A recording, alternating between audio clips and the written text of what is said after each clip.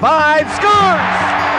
Rick Vaughn. We've decided to get ourselves back in the game again with our podcast. Rick Vaughn, Gary Madden. Probably the craziest story that you're ever going to hear about hockey. We're going to be coming back to you on a regular basis. You are listening to Squid and the Ultimate Leafs Fan. Hello, Canada and hockey fans of the United States and Newfoundland, and an extra big hello to Canadian servicemen overseas. Welcome, everyone, to episode 108 of the Squid and Ultimate Leafs Fan Show. I'm Mike Wilson, the Ultimate Leafs Fan. Joining me, as always, my winger, Ricky Squid Vibe. Squid, how are we keeping? Not too bad, Mike. I finally started putting my car in the garage for a change now, so had to go out and snow off it. I had to go out and get a lot of snow off it, so I just figured, what the heck, I may as well put it in the garage now, and then I don't have to worry about that. Yeah, I don't have to be packing golf clubs anymore, so that's one fear you don't have to worry about. No, but a lot of hockey equipment. Yeah, that's true too. True, very true. Well, speaking of hockey, that's what this is, a hockey show, and we're very proud to bring you, or repeat for you, the second episode of our great interview with Börje Salming, the late Börje Salming, and I can't get used to saying that. And we played part one for you last week. And part two, we're going to give you this week also. And for those of you who have heard it, listen to it again. And those of you who haven't heard it, it's worth listening to.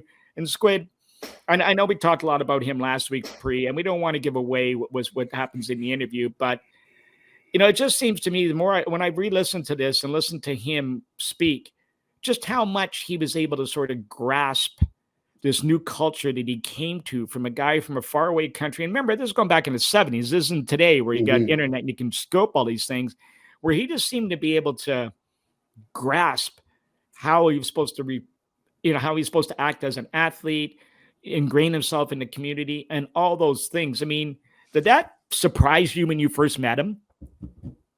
It did when I first met him, but then when I got to know him better, it didn't surprise me at all after a while, because, I mean, mind you, when I came over here, he had already played in Toronto probably for 7 or 8 years. Yeah, that's right. So by that time, he was well established and, but I think he adjusted very, very quickly, whereas the other gentleman that came over with him, Hammerstrom, I don't think he adapted very well. And Börje adapted quickly with the culture and the NHL type of hockey and everything. It didn't take him very long.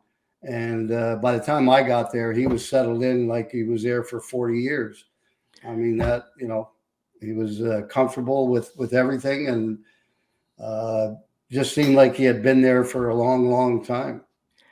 Well, one of the things we did touch on last week, a little bit of Inge Hammerstrom, and we did allude to how Börje had thought he was the most gifted of the four of them when they were looking at Ennis, Hedberg, and Alf Nielsen and Börje. But Inge did have a hard time. And, maybe explain to the listeners how important it really is for teams to bond together. You hear about them doing it today when they go up north for those retreats. But back in your day, you didn't have the luxury of that. It was more or less going out and having a beer. Yeah, it was lunch after practice. You play on say a Saturday, Sunday, and then you didn't play till Thursday or something. So Monday after practice, like, we had very few days off back then. Not like today. So we'd play Saturday, Sunday, have a little practice on Monday, and then we'd go for lunch. Then the whole team would go, pretty much. And you didn't have to stay. You could have a beer and then leave after a half an hour, 45 minutes, whatever it might be. And I think that was very, very important back in those days, because, especially when I came over to Toronto, then we started bringing guys in from the Czech Republic and different countries. So I think it was very important that we did that, because it made them feel a little bit more comfortable. Well, that's the thing. If you've got a guy who doesn't speak the language or is uncomfortable trying to speak the language, and you don't know him that well, and he goes to somebody else in the team that does speak his language, and you're speaking to the English-speaking guys, the French guys are speaking the French-speaking guys, it makes for a very divided room.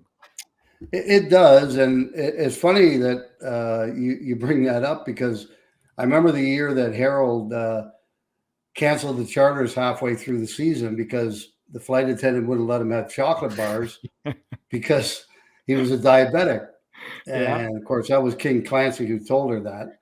Yeah. And she slapped his hand and said, "You can't have any." And he, the next day, canceled the charters for the entire second half of the season. Well, that was a year that Freecher, Inachek, Duras, and a couple other Czechs came over.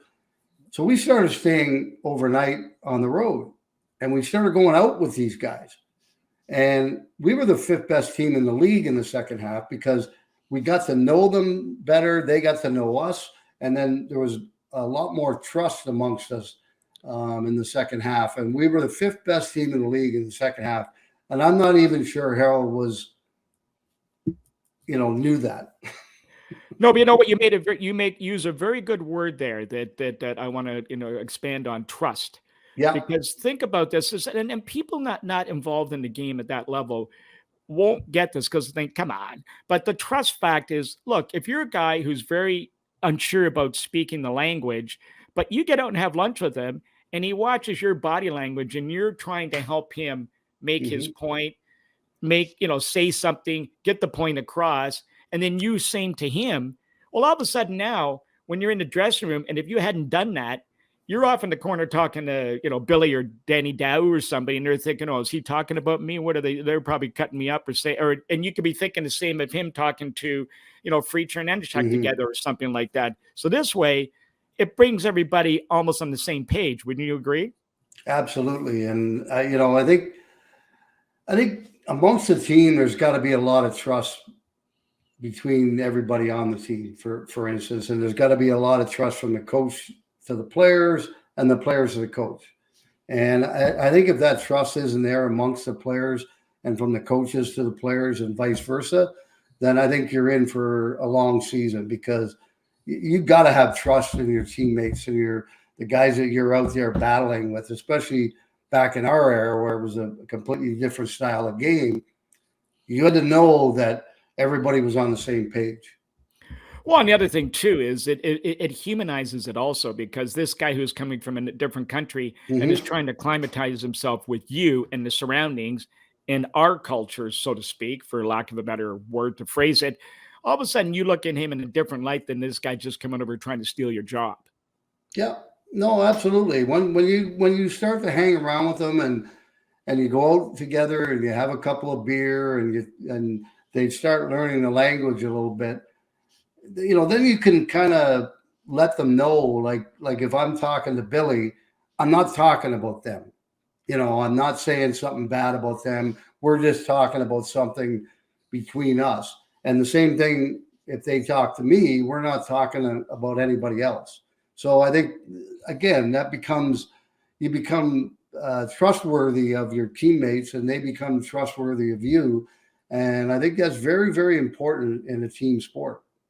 So coming back to that Inge Hammerstrom, he was a very gifted player, no question about that. And he had the talent, he had it all, but he just couldn't bring himself to adapt to the new surroundings. And Börje talks about it on the show, on the podcast you'll hear, and I don't want to get into too much detail and give it away, but he really worked on him to try to get him to just try and make the effort.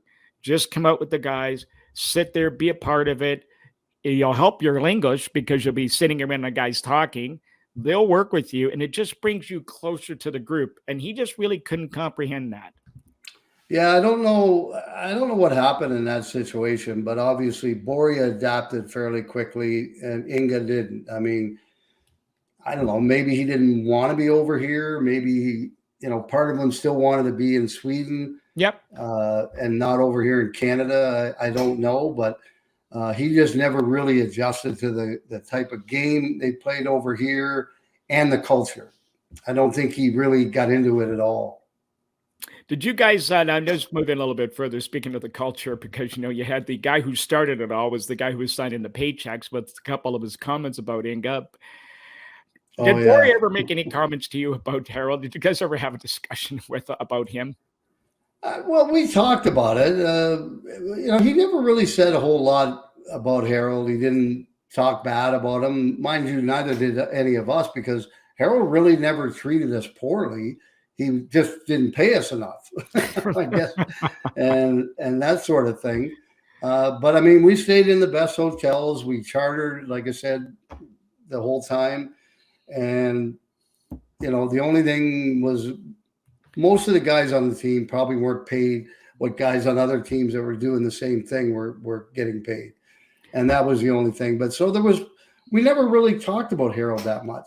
I mean, it just wasn't a topic of conversation amongst the guys because everybody knew the situation. Everybody knew Harold's going to be Harold, and we can't change that. And no matter what we do, it's not going to change.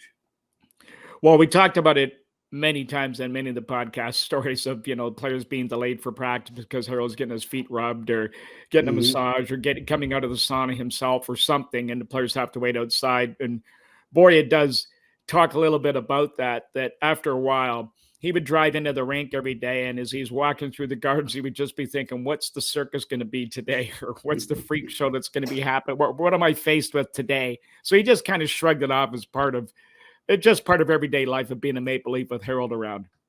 Well, and that's pretty much how everybody kind of dealt with it, Mike. I mean, there was no way of getting around it. There was no way of changing it. There was no way of making it different. It was what it was going to be, and you had to just kind of roll with the punches, so to speak, and let Harold be Harold. And there was no other way to get around it. Now, now we've had, you know, we've re-listened to the pod and stuff like that, but any memories of Börje that stand out to you? You've had time over the last few weeks to think about something that stands out. We know we found out the fridge full of vodka was a pretty good eye opener, and that's a pretty good, decent story. But anything else about Börje that just kind of you just sort of chuckle when you think about it? No, I guess probably the biggest one was him going skiing on a Saturday afternoon up north, and coming down with the goggle marks around his eyes, and then going out and being probably the best player on the ice. And you sit there and wonder, how the heck did he ever do that? Like, how did he go skiing for 2 or 3 hours with his family, then come back and play? And I mean, I know I certainly couldn't have damn well done it. I know I couldn't have. And by the way, he's not playing 8 minutes ski either, but hey, by the way, Squid, he's not playing 8 minutes a game either. Yeah, you're right. He was playing about 30 minutes a game. Yeah. And I don't know. It's just like I've always said, he was just a specimen of a person, and on and off the ice. Like, I mean, he was a wonderful guy. He treated everybody with the utmost respect, and as everybody did with him. And you know, that wasn't the same with everybody, but he treated everybody the same. Now, what about what was his work ethic like in practice? He was one of the hardest working guys. I mean, not surprising. He used to piss me off a lot of times because you'd get by him and you getting ready to shoot the puck, and you're saying to yourself, okay, I got a shot. And then the next thing, he put his stick between your stick and your body and go like this, and then puck would go off your stick into the corner, and then you'd never get a shot. So that used to bug me a little bit, and I used to give it to him. Like, oh, God, Börje, what are you doing that for? He goes, well, I'm going to do it in a game. He said, so I got to get used to it. I said, okay, I get it. And plus, he knew it pissed you off, so he just wanted to rub it in a little more. Yeah, I think he just wanted to piss you off in practice, make you a little hungrier. I think probably when we played the next game. Now, we did touch on it a little bit. Did he ever, and he was a quiet leader, but a very, very powerful leader. And I don't want to downplay his significance as in a leadership role, but did you ever see him lose his temper and yell at the team? Yeah, there was a couple of times. I wouldn't say, well, yeah, he did actually. There was a couple of times he stood up and started screaming and yelling and, you know, trying to get everybody back on track, so to speak. And, you know, we've lost 2 or 3 or 4 games in a row, and we're down 3 or 4 going into the third period. There was a couple of times where he stood up and let everybody have it. And, but only it didn't happen very often because Börje wasn't that type of guy. He was, fairly quiet. But there was a couple of times where, it surprised the hell out of me. I'll be honest with you that he went on a rant like that. But it only happened like maybe, no more than a handful of times. The time that I spent in Toronto with him. Well, that's pretty unusual for a player of that elite status to not lose his temper, because usually they're as demanding on themselves as they are on everybody else.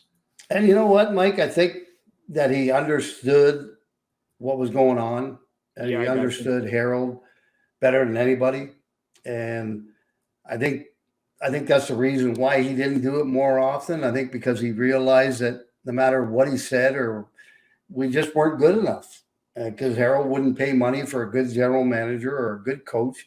And I think he was very, very well aware of that. I mean, he had Roger Nielsen before, who was a great coach, and other guys. And when I got there, everything was upside down. And I think that's probably why he didn't stand up and get loud more often, because he knew the circumstances. Well, there's a couple of things I'd like to get into, but I want to leave that for the interview because they're covered in that. But one of the things also is when he ended up in Detroit and you were no longer with the Leafs, did you guys ever talk after? Yeah, not very long. I mean, I would just see him at the game, and after the game, I would see him for 5 minutes, and then he'd be taken off, and I'd have to get on the bus, go back to the hotel or whatever. So a couple of times, but just never really had an opportunity to have a real good conversation with him until last April, actually, when Matthews broke the record, and I saw him at Scotiabank Arena, and I had about a 45-minute chat with him in the seats there, and it was unbelievable to see him again and to talk to him for that length of time, and then all of a sudden, unfortunately, a few months later, he was diagnosed, and unfortunately, he's no longer with us.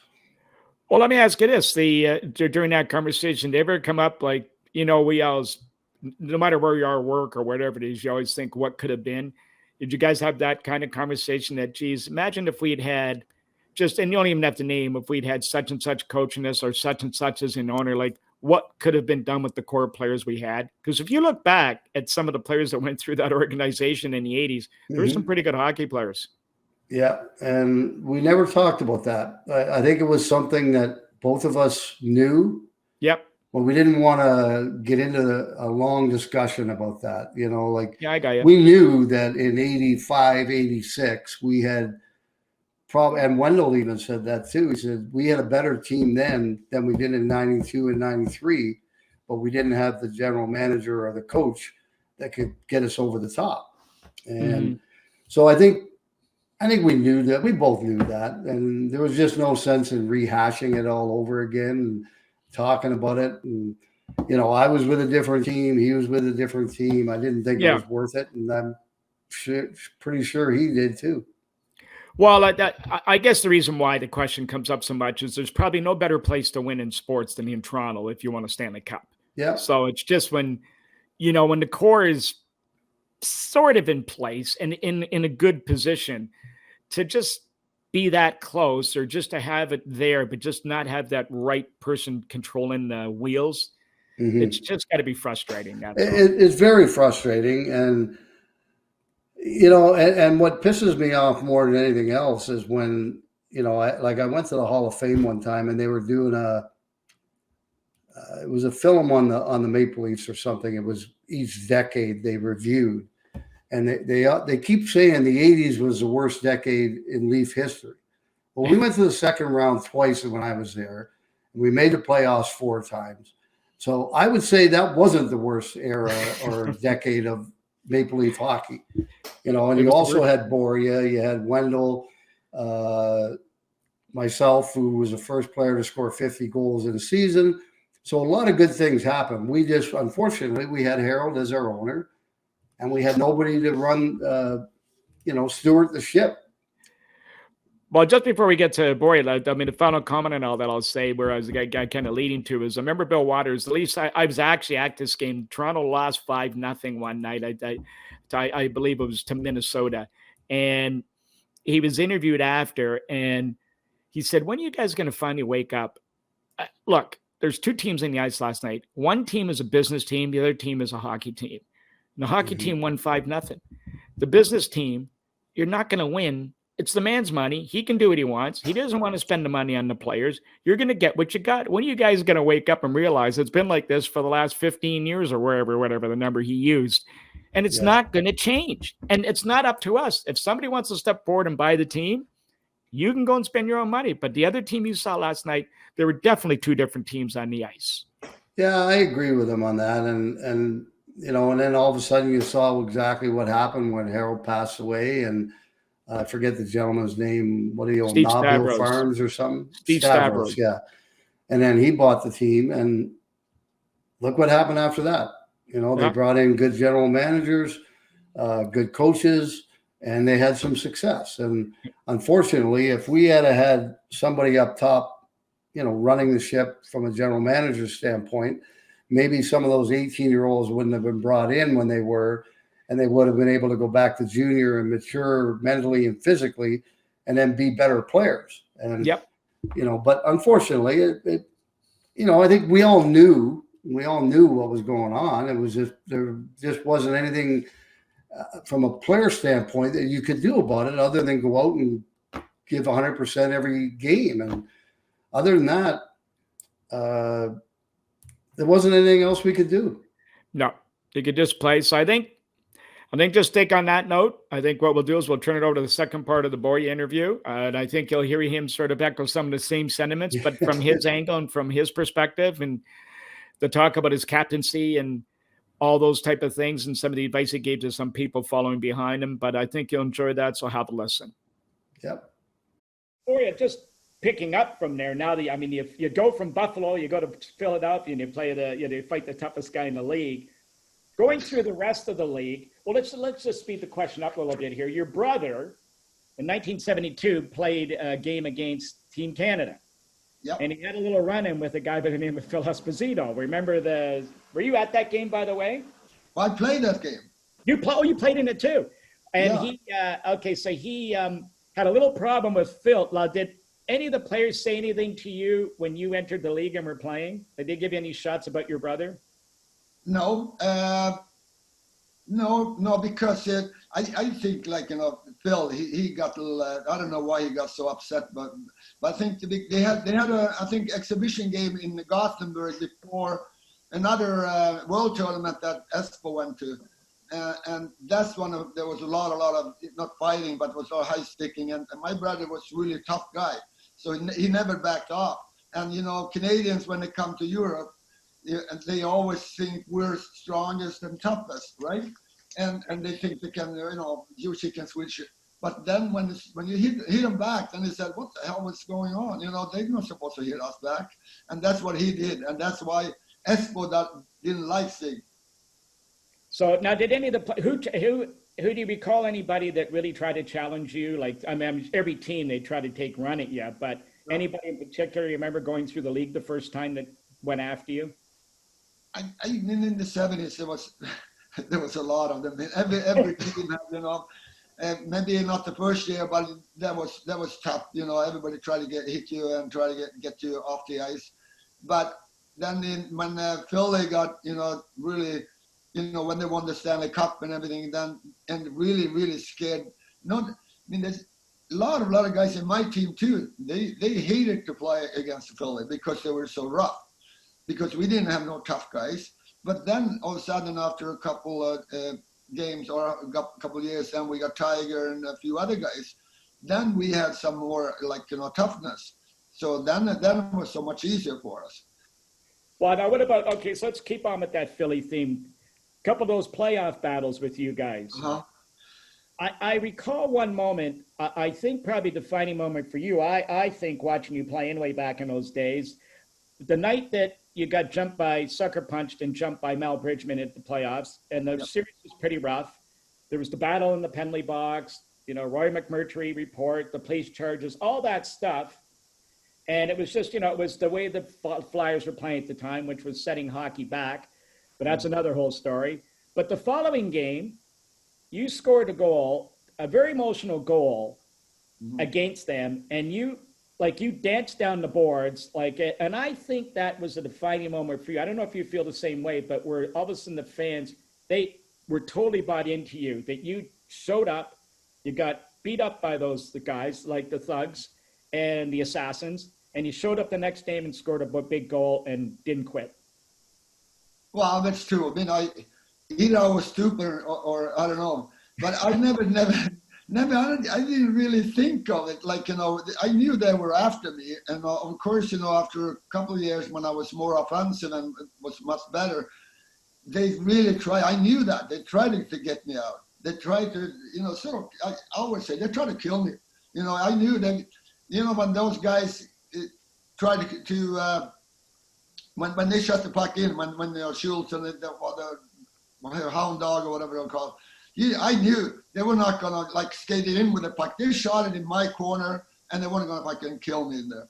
So I sort of jumped on the puck a little earlier. I could see that, so I jumped in, they got the puck and then pass it out. And then all of a sudden, when you forecheck, you come in maybe one on one side, one on the other side. No. There was three guys coming right in my corner.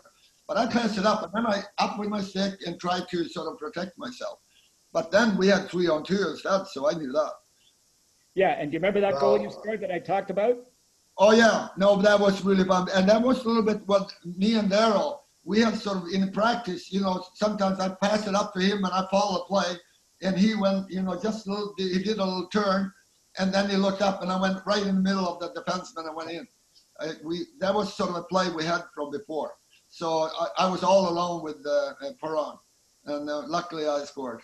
No, I think that was a moment. Any fan from that era, I think, would point at that as probably that pivotal moment in your career in Toronto that just sort of embraced you with the fans just totally embraced you. And I don't know, Rick, do you remember that goal? No.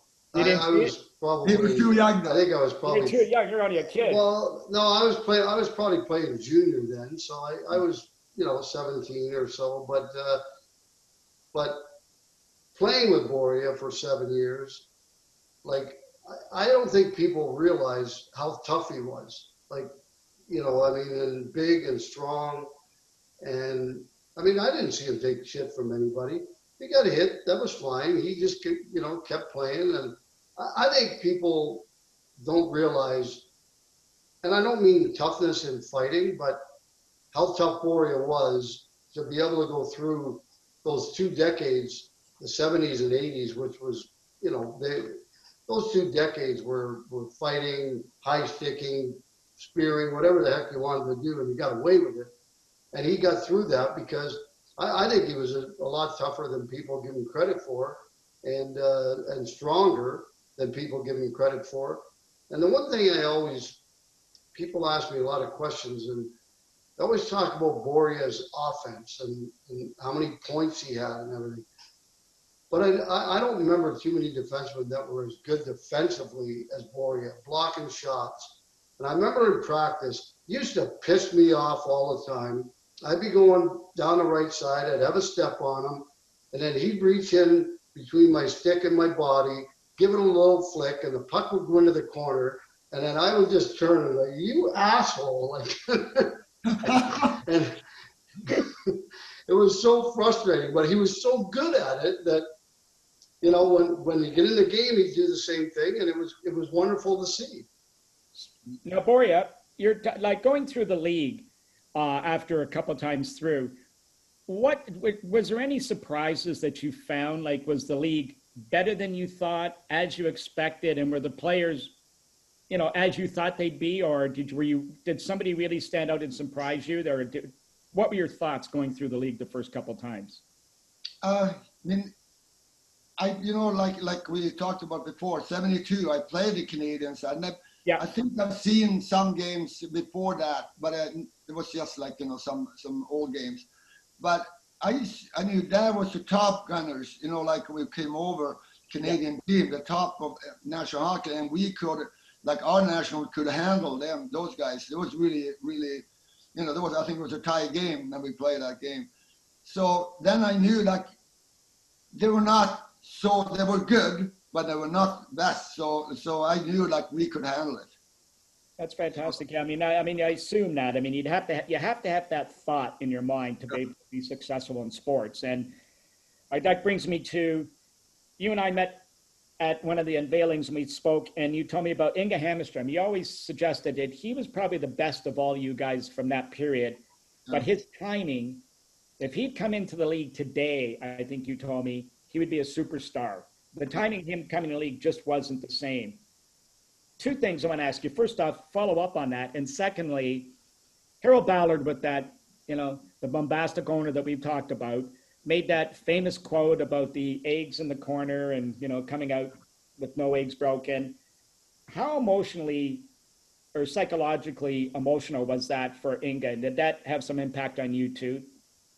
Well, I mean, that was pretty stupid to say that in the paper. I mean, Harold, you know, sometimes Harold didn't even think. Like, you know, he said some stupid things. You know, Harold was a nice man when you knew him. He was fantastic to me.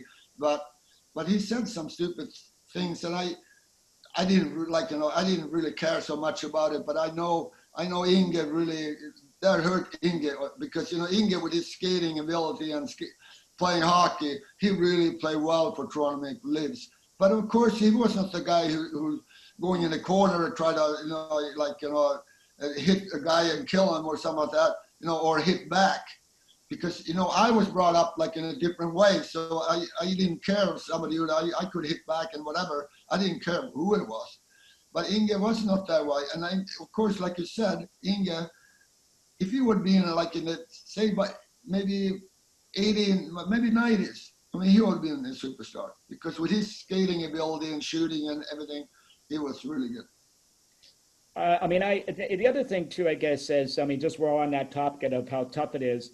We've touched on the playoffs. When you went into the playoffs for the first time, the intensity level rises to a level that people just, it's unexplainable to people unless you actually experience it. Your first time going through, did you actually sense that, or did the players warn you that the intensity level would increase volumes when you started playing for real in the playoffs? Oh yeah, I mean, it's intense. You could see it in the dressing room. Everybody was just going like, you know, more crazy, and of course on the ice it was the same thing. You know, everybody sort of you gave it more than ever, you know, in every game. But of course you always, you know, got to play your game. Not naturally, you can't go all over the limit. But of course it was something. You were going extra somehow. Unless you have Red Kelly with the pyramid power, and then that would solve everything, wouldn't it? Yeah, they gave a lot of power. Well, that was a fun thing too. I couldn't, you know, from the beginning, you understand what he was trying to do. I think he mentally tried to sort of get you a little stronger and better, you know.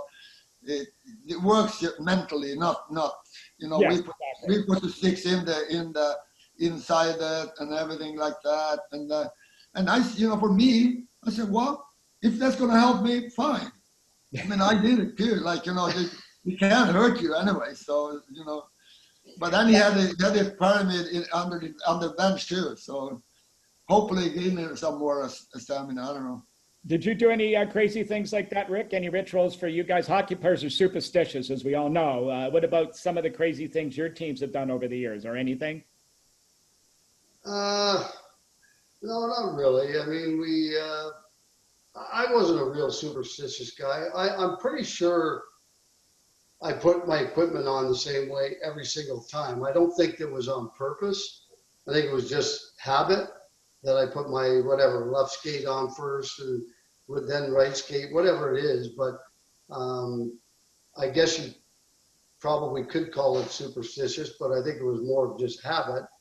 But I would always I'd take my stick the same way all the time, and I would put it in a certain spot just outside the dressing room before we would go out to play. So there was a few things like that I did, and a few things before the game. I would always tap the post, and in the warm-up, I would always take a bunch of pucks around the net, and I'd always, you know, go upstairs with them to make sure that if I ever got that situation in the game that I was going to get it over the goalie. So, yeah, there was a few things that I did, but, you know, it's not something that well, those things I did on purpose. I did, you know, purposely, but some of the things were just habit. Some were superstitious. Well, you know, hey, listen, I can tell you guys, I play beer league hockey now, and if you sit in one guy's spot, you're dead. They'll catch you off the team. If it's beer league hockey, you can't sit in the guy's spot. Now, Börje, speak to us a little bit about your thoughts on Roger Nielsen when you played for him. Mm-hmm. Well, Roger was really, he was a European style of coaching. He was really, when he came in, it was sort of like where I came from. That's how he looked at the videos and everything, and he had a lot of great ideas. I really liked him. He was really, really good, and I couldn't believe they really gave him the hat. I mean, I liked him. I loved him. Really, he was really good. Well, I mean, you talk about the stupid things about it when he wanted to put the bag over his head for coming back to that just. No, but that was just stupid things. I can't believe, like, you know what? Yeah. We couldn't believe it either. Like when I said, "What the hell's going on there?" Like, you know, we were confused. Like, you know, so crazy. You know, you can't believe it. So, like, you know. This is the NHL. Well, Remember, it's supposed to be the NHL, and you got a clown show going on here with the owner. Yeah, we try to play hockey and then doing crazy things. But it was a good laugh afterwards. That was like crazy. That was the beginning of the end, so to speak, because Roger was a fantastic coach. And then after Roger, I mean, well, you were there through it all too, but you had Floyd, you had Joe Crozier, you had Mike Nicolak, you had Dan Maloney, you had John Brophy. Like, I mean, after Roger Nielsen, we never had a coach that had systems. We never had a coach, I don't think, that looked at a video unless it was showing us how bad we were on any given night. And I think that was the most frustrating thing for me anyway when I came to Toronto, was the fact that, you know, I had heard so much about Roger and how he was ahead of his time, and now all of a sudden we went back in time with all the coaches that we had. So that was a frustrating time for me. It must have been for you too, Börje. Oh yeah, no, but I agree 100% because Roger had so many good ideas, like, and really fun ideas to win the hockey games. And I agree with the other coaches. I mean, like you said, that we never saw a video game or a show or like, you know, you should do this and that. It was just like, you know, screaming and throwing stuff sometimes, you know. I talk about Brope, you know, like coming in the dressing room and destroying the whole dressing room. And the trainers were going crazy, you know, everything down, you know, and then he went out. That was our tactic, you know, to play hockey. You know, while we're going through all these Hall of Famers as coaches, now what about when Punch came back? Like, what was your experience with Punch for the short time you were working for him, so to speak? You asking me? Yeah. Punch.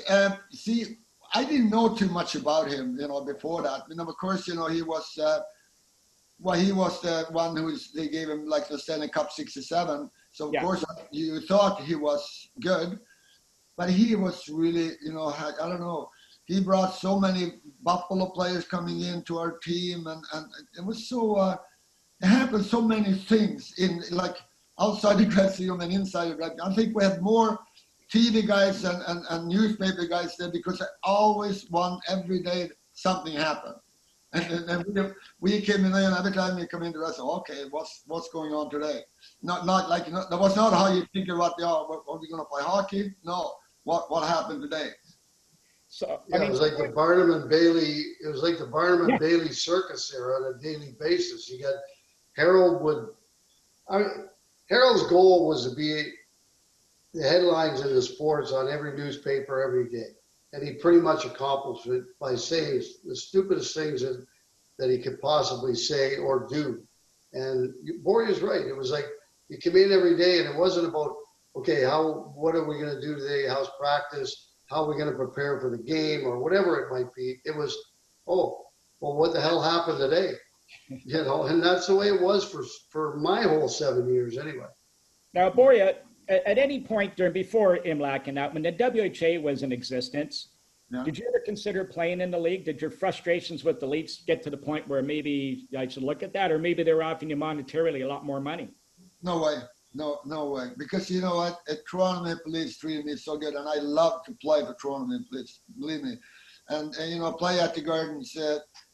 I'm so happy to, you know, I had the chance to do that and play 16 years for Toronto. You know, just even that. But the guys, you know, Jim Gregory, John McNamara, all the guys, they really treated us good. You know, I really, for me, it was just like, you know, fantastic time. I never wanted to be traded.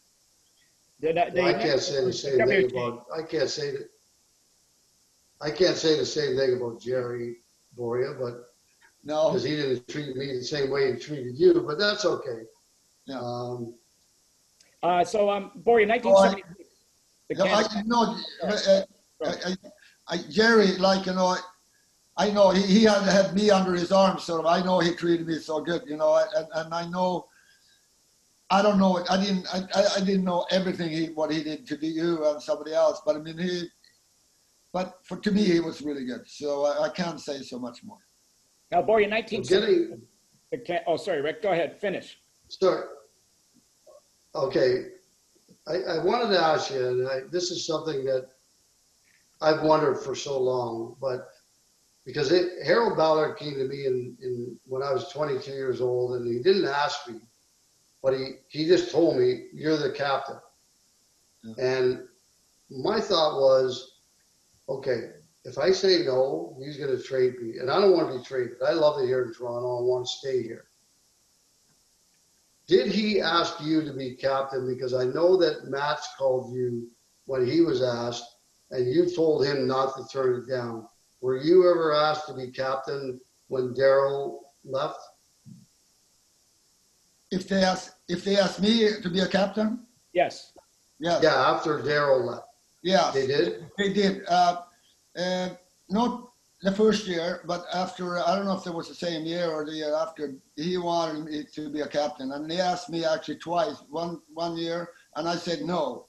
Because I think my English, I didn't want to be like, you know, out and have like speeches and all that stuff, a little bit like that, but also I knew what Daryl went through before he left, and I didn't want to go through that. I want to play hockey and not be like in between the management and the players. I wanted to be with the players. That's what I love to play with the guys and play with, you know, and be with the guys. So I didn't want to be somebody's, you know, who was between everybody.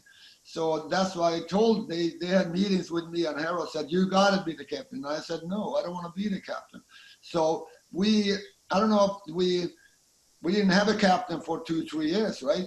So we had 3 A's instead. So, and I was the captain anyway. So I was sort of holding on to it anyway. So that was not a big deal really, but I didn't want to go through what Daryl did. And I think that you said yes, that you said yes to the captain, that was good, because Toronto Maple be a captain with Toronto Maple Leafs. I mean, if I look back, I should say yes, of course. But, you know, there happened too much under that time, those 2-3 years before Daryl left. I mean, that was no fun time, you know, not for Lanny, Daryl, and everybody who sort of got traded because of punch. I mean, and that has nothing. In my case, I was 22 years old. I knew I wasn't ready to take over as a captain at that point. But like I said, I'm pretty darn sure that if I had told Harold no, that he might have traded me. And that was something that at that point in my career, I certainly didn't want to get traded again. And so I did say yes, even though I knew that I wasn't really prepared for it at that time. But I had a lot of help from you and some of the other guys. And I think a couple of years later, then I was ready. And, you know, so thankfully I had the help of yourself and Ronnie Ellis and guys like that to help me through it, because I don't think I was ready at 22. But I didn't think I had much choice at that time. When the owner comes to you and says, you're the captain. I'm like, oh, okay, you know. And you know what? And it's hard. Like, you know, it is Toronto. I always say the Toronto is mecca of hockey. That's what I say. And it's not easy to be a captain in Toronto because they expect so much from a captain, and of course from the team and from the guys. And you guys are supposed to play hockey and be good, and you're supposed to be a captain. Then you got to really take care of everybody, and it's a big job. And yeah, hey, Ricky, you did a good job. And just to say yes, you did the right thing. Now, let me ask you this. I don't think you heard the second part of Squid's question. The story goes that Matt Sundin called you when he was asked to be captain, and you told him, take it. You'll regret it later if you don't. Is that a true story? That's a true story, yes. And so what did you tell? You just told him, take it. You don't. No, yeah, because he said, they asked me to be a captain, and I just said, listen, I told him the story that, they asked me to be a captain, and I said no, but afterwards, of course, now I should have said yes, because I should have done it, because be a captain for Toronto Maple Leafs, that's really big, and that's, it's not like, the whole thing, but that would be nice if I'd done it. But that's what I'm saying to Squid, like you said yes, that was the right thing. I know it was hard for you to do it at the time because you were 22. That was really good for you to do that. But it was a big honor. It still is today to be the captain of the Toronto Maple Leafs. You play with the Maple Leafs to start with is an honor to me anyway. But to be the captain of that team and wear that C on your sweater, to me was probably the biggest honor that I could ever have. Yeah. So, Börje, you guys, as we've discovered here again today, and everybody from that era knows, you guys are a very close-knit team coming out of the 70s. Now, in 79, as the story goes, Hedberg and Nielsen both wanted to come and play for the Maple Leafs when the WHA was breaking up, but Uncle Hal said he couldn't afford them, so off they went and ended up playing for the Rangers. And with all the other things going on around the hockey club, then Bunch brought in and bringing back all those other guys and all the upheaval going on with Sittler and all that stuff. Then all of a sudden they make a trade for this guy whose face is on the screen here with us, along with Bill Derlago. What was your thought through that whole process? And then when these two kids arrived, it got traded for a couple of pretty popular players too. Now, of course, I didn't know Billy and we played against each other, of course, but I can't remember when I played against them. But always when somebody got traded to your team, I didn't feel sorry for them, but I knew it was hard. It's not easy to go and leave your best buddies from your team and then come to another team. And then you got to be. I knew Tiger went away, but he was one of my best friends and still is.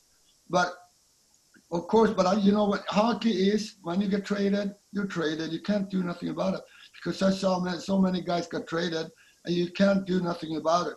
So when Rick and Billy comes, they were welcome like crazy. I knew they were going to help us, and I wanted them to come in and feel the best. You came to the best team and come here. You're so welcome. Now, the first part of my call was on Hedberg and Nielsen when they wanted to join the Leafs in 79. Was that a true story? That's the rumor that's out there. You know what? I never heard of that. Not I heard somebody said now for maybe for a few years back, but never heard of that at that time that they were coming in. Jerry McIntyre told us that story. And really? I didn't know that. And Harold couldn't afford them. Wow, that's too bad. Well, no, he didn't want to afford them. He probably didn't want to afford them. He could afford them. He just didn't want to pay them. Yeah, probably. But you know what? They didn't want to have another Swede there. That's why they were enough with them. So I got a trick question here for both of you guys. So now you guys sat beside each other for 7 years in the dressing room. Okay, well, Rick sat between you and Ronnie Ellis, I believe. Börje, tell us something about Squid that people may not know, like a little story about him. And Rick, you do the same about Börje. Well, you know why they call him Squid, right? Yes. Okay, I won't tell them that story. That's a good one. No, but no, Ricky, you could see when he came in, he is a goal scorer, But the only thing, I tried, and after a while, when you could see, how good he was, like he excellent shot and everything. And when I tried, I said, "Wait, can I try your stick?" And I got them Titan stick. That was heavier than pine wood. That was, I couldn't believe he could play with a stick like that. There was no balance, nothing. But he could score goals. Believe me. Okay, your turn there, Squid. Well, the only thing I remember is coming in, and after, I don't know, let's say a month or so of being there. So I got Börje on my right side, and I got Ronnie Ellis on my left side. And of course, Ronnie was a born-again Christian at the time. Although he never preached it to you or anything like that, Ronnie was one of the most gentlemanly persons I've ever met. But anyway, I'm sitting there, and I just remember thinking one day, I said, Börje was a good partier. And so I said, it feels like I got the devil on this side and I got the angel on this side. And I said, which way do I go? Like the cartoons. And I go, which way do I go? So I went a little bit more to the right side, to the devil's side, and as I called it, which really wasn't the devil, but and more the partying side. And but I couldn't help it because this guy here was like so good and at everything, and including partying. And I said, I want to be with this guy. All right, so Börje, just going back a little bit, the 1976 Canada Cup, and you're playing for Sweden. Yep. And I was at this game actually at Maple Leaf Gardens. The ovation you got before the start of that game when they introduced you, do you remember, what was going through your mind standing on the blue line that night? Well, you know what? The first game was actually with USA, right? And I got the standing ovation. I had no clue at all. A little bit, I knew Toronto, like they were so, Canadians, Americans. So I thought they maybe boo me. And I had something like that. I don't know. Now here I come in I have a Swedish sweater on and not sort of a Toronto Maple Leaf sweater on. So, and all of a sudden, they started to, and they started to clap their hands and all the stuff when I came up from the bench. And then when I stand there, I said, "Oh my God!" And then all of a sudden they're standing up, and I couldn't believe they never stopped either. So I started to turn around a little bit, and then I said, I couldn't understand what they were doing. But that was amazing. And now afterwards, I understood, they really, somehow they really liked me, because, I've done something good there. That's what they wanted to show me. And I was really appreciate that. But on the other hand, what I forgot, when I played Canada, they did the same thing. Yes. And that game was worse because Daryl and Lanny was playing in the other side, and I don't know if they got a standing ovation, but I got a standing ovation, and more than those guys who were Canadians, and Canada is Canada, for the best team they have in Canada. That was strange a little bit. Well, some of the Team Canada players were pissed because they said, "Why are they giving this guy a standing ovation? Should be cheering for us. We're representing your country, and you're cheering for the opposition." See, that's why a little bit like that. That's what I felt. I felt, what the hell are they doing? They're not supposed to share up the other guys, not me. But it was nice. It's so nice that they did that to me. Amazing. Yeah, well, you deserved it at the time. You were playing phenomenally. Now, inducted into the Hockey Hall of Fame in '96. You're the first Swedish player to go into the Hall. And in '98, you're elected to the top 100 players of all time. I mean, your retirement of your sweater. Has this all sunk on you, the type of career that you've had? It's amazing. When I got into the Hockey Hall of Fame, when they called me I cried afterwards because I think it's so many memories, when you go through, I played 16 or 17 years in National Hockey League. And then I suppose, because, you heard so much about it, you were down there, you talked to the guys, the older guys, and the guys who were in the Hall of Fame, and I knew that was so important. It was the best you can ever get when you quit hockey. And I'm supposed to be there, a Swedish guy coming from the north part of Sweden, from nowhere. And then all of a sudden I'm going to be in the Hall of Fame. that was amazing. That was so big. Now, do you ever sit back and reflect that day back in '73, you fly across from Sweden to Canada and start playing in the National Hockey League, and you look around the league and it's you and Inga and nobody else really. And now today, how the game has expanded, and it's, as we said earlier on this call, you could have 5 or 6 Swedes, a couple of Americans, a couple of like everywhere from around the world.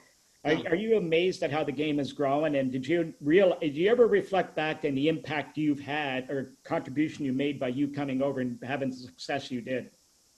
Well, say for 10 years ago, maybe when somebody said that, I didn't realize. I'd say no. I mean, of course I did something, but I mean, it was no big deal.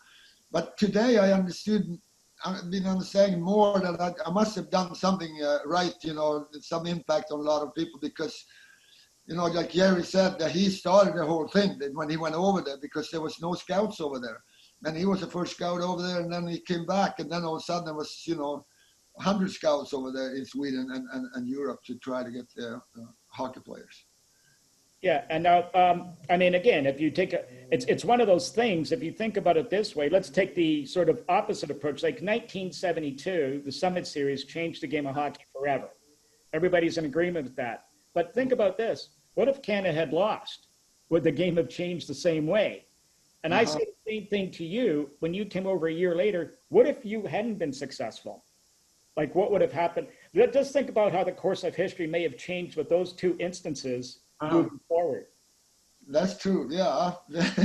I guess, I must have showed something, that I agree with you. Somehow, if I wouldn't done really bad on me and Inge, then probably the Scott wouldn't go over. So, but I think maybe they saw something what we did. We did something right. Yes, you certainly did. So we're getting near the end here. We've gone now. Squid, anything you want to throw at Börje before we wrap this up? No, you know what? I just want to say that it was a pleasure playing with him for 7 years, and I got the picture of the first year that I scored my 50th goal. He's in the picture on the point on the power play, and it was just a real treat playing with him for 7 years and watching what he could do. And like I said, I don't think people realize how tough he was and how good he was defensively. I don't think people give him enough credit for that, and especially the toughness part of it, because I've seen this guy block shots, get hit, just keep playing. It's just, to me, it was remarkable to watch him go through that and continue to keep on going. And then that horrible night in Detroit, and you had your face cut, and I think he was playing within less than a week, and that shows how tough he was to come back and play after that in such a short period of time. Now, Börje, the other day I had a chat with. I have to say something too, Squid. Sorry. Ricky, same time, you're a great teammate, and we had such a good time, on the ice and off the ice. I mean, I would never forget you and Billy and everybody. We had so fun. I mean, believe me, that was, there's so many stories we have in our mind. And I know when I get a little older, when I'm sitting, in my, what do you call that? My wheelchair, whatever. Yeah. Not a wheelchair. I'm gonna start laughing the whole time, and I know everybody's gonna ask, why is he sitting there laughing about? Well, I have to agree with you on that.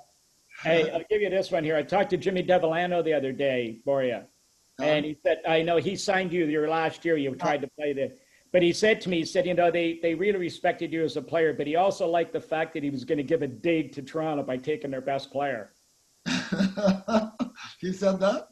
Yeah, Jimmy said that. He always takes digs at the Toronto Maple Leafs against me, so he gave me a shot. Oh. So now, talk about quickly your life after hockey. You've got some business ventures. Maybe you'd like to tell us about that. Yeah, well, my own brand, which is called Salming, and we started with Salming underwear in 1991, and now we have so much. We have perfumes, we have running, running all the equipment from top to the bottom. And we're running shoes. We got indoors with the same thing for handball, for floorball. We got for squash. We got squash rackets. We got all kinds of stuff. And so it's really doing well. We're all across. We're in North America too, and we have agents in Toronto. So we're doing really well across the world. Well, that's fantastic. That's great to hear. Okay, so thanks, Mike. On his product, yeah. I remember when he started the underwear, and I said, "Can you send me some for Joyce, for my wife?" And whatever, the bras and the panties and all that kind of stuff. And sure enough, he sent them over, and she said it was the most comfortable underwear she had ever worn. And she said that, she still says that to this day. And so I might have to get you to hook her up again, Börje, with some. but you know, Squid, you know, they were sexy too, right? Weren't they? Oh, yeah, they were, yeah. So you liked them too, I know that. Well, yeah, yeah. Hey, Börje, he's blushing. Yeah, I know that. That's why I want him. So, hey, now listen, you're going to get to Toronto when you're cleared at some point? Yeah, well, we're planning actually going over to Hall of Fame weekend. If I don't know what's going on, you know, we have to wait and see, you know, with the corona and everything. So, but we're definitely going to go over, me and my wife. Well, when you come into Toronto, Squid and I owe you a lunch. So we'll. Yeah, that would be nice. I would love to do that. And we'll set that up for sure. Hopefully you're going to be here that weekend. Well, Yeah. Börje, it's been a pleasure, an honor, just a terrific discussion. We got our technical difficulties out of the way. Yeah. Great to see you here. I know all our viewers and our listeners are going to love this. And listen, great talking to you, and thanks so much for joining us. Well, thanks so much. Thanks, Rick. Thanks, Rick. Börje, thank you very much. It was a blast.